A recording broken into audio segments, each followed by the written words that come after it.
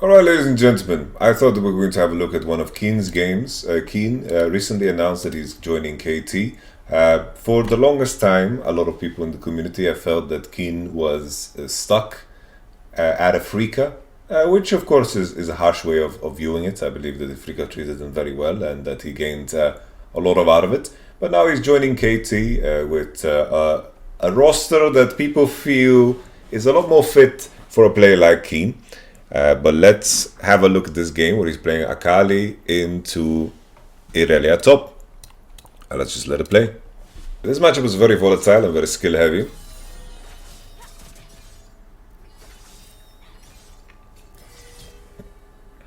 Yes, of course, fight back. The advantage that Akali has is that she's running Ignite into Flash. But you can, of course, use Flash in a very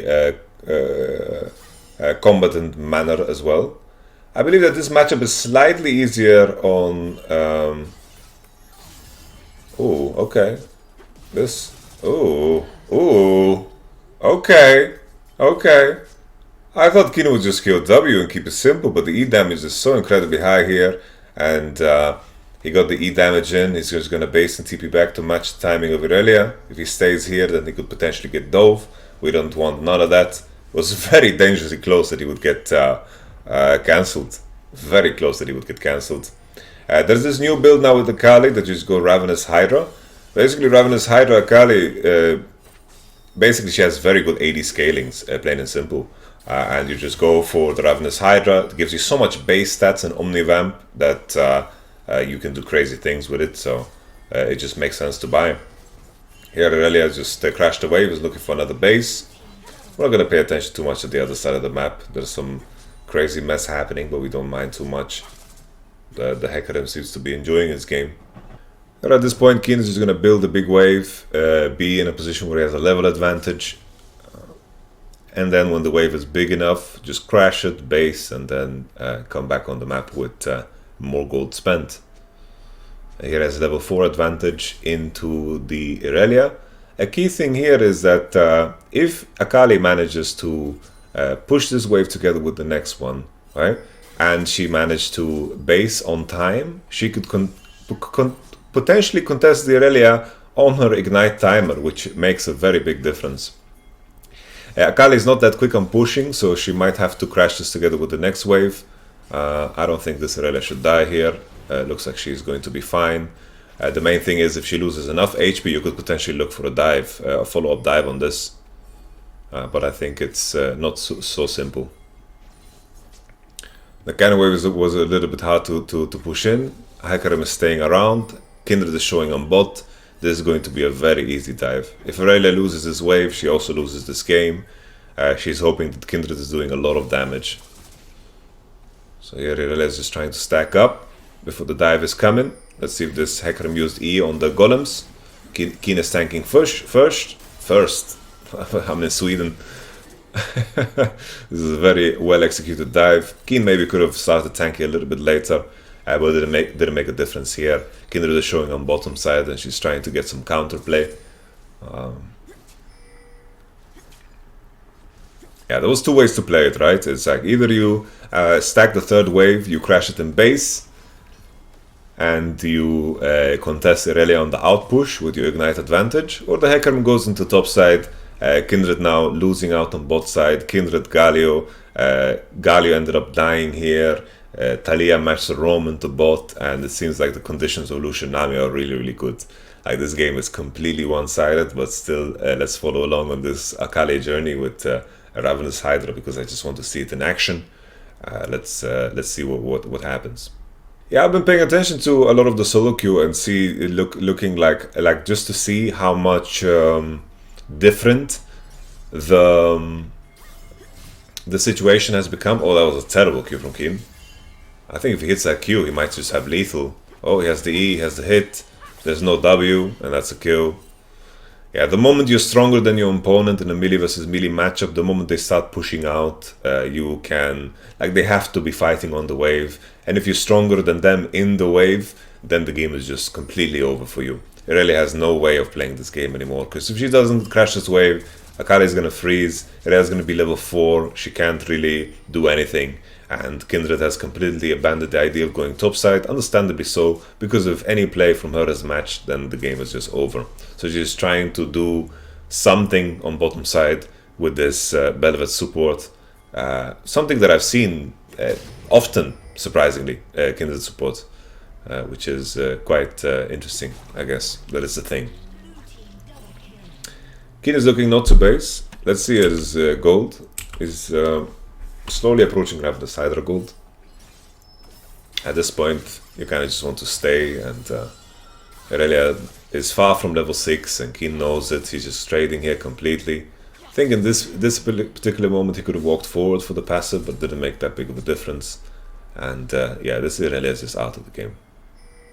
Especially in the cases where you're buying Blade on Aurelia, if you fall behind, the components are not gonna save you. In other cases, right, when people were rushing Witsend on Aurelia and things like this, the magic resistance definitely gave you a lot more opportunities against a champion like Akali. But the difference here is that Akali is buying Ravenous Hydra, right? So she has so much physical damage. Now Kindred decides to go topside to try to pick up some minions, but it's just not a thing. And here itemizing against this Akali is insanely difficult. Akali has ult, so she just wants to stick around and find another kill. Why not? This looks like an FF15 game in the bank for Kiin. So basically Kiin, you're asking Cycle to Cycle, he was the face of Afrika Freaks for the longest time. He was their franchise player. They gave him a lot of money to stick around that team. He was always considered a very, very strong top player that deserved a stronger team around him. And now finally we have Kiin joining KT together with Lehens and BDD, I believe. That's what's rumored. And Kiin, yeah, I'm excited to see Kiin in a different environment. Let's see what he can do. Ravenous Hydra is finished, and what you do after the Ravenous Hydra is that you just follow up with building the standard AP items.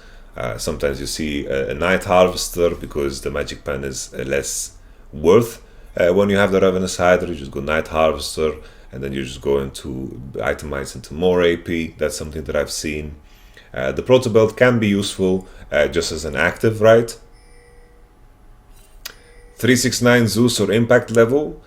I think he has had mechanical moments. Like Akali is one of his like big champions, right? Akali is definitely like a big champion for him. But I think that at this point in time, it's hard for me to say that he's with confidence at that level as like 369 and Zeus. But I wouldn't put impact in that box. But Kiin has the potential to be like one of the best for sure. Oh, it's crazy how fast the Akali clears the waves with this build and the itemization. It looks so convenient. Here at this point, Akali is strong enough to 3v1 if Galio and Kindred goes into top side. Even they're missing, they can't care. It seems like the opposition has just opened the game.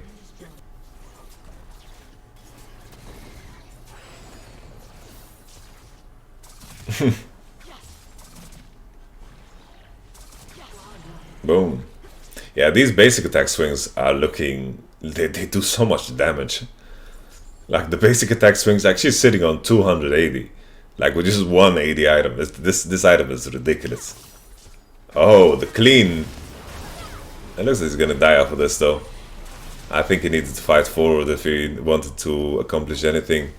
Keep the R and maybe basically like finish them off in the ultimate of Kindred. Something like this. But it worked, so how could you complain? Just that sadly that he loses his Ravenous Hydra stacks. No, Kiin is committing all the way and going Yaksha even. You know, the Billa combination that I've seen is that people go Ravenous into just different items, but I kind of like the idea of Yaksha. That sounds super interesting. Like Yaksha after the recent buff, where they gave one additional armor and MR per stack, is a pretty big deal. That's a pretty big buff, in my opinion, for what the item is. So he's just going Yaksha. And Akali is one of the few champions that can actually like make use of the drain and play around it in a good way. And that's it. We didn't get to see the Ravenous Hydra too much in action.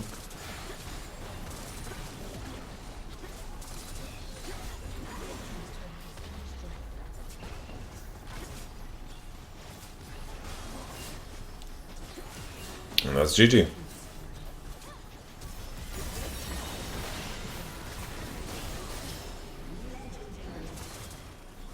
Okay. Thank you very much, Kiin, for the gameplay.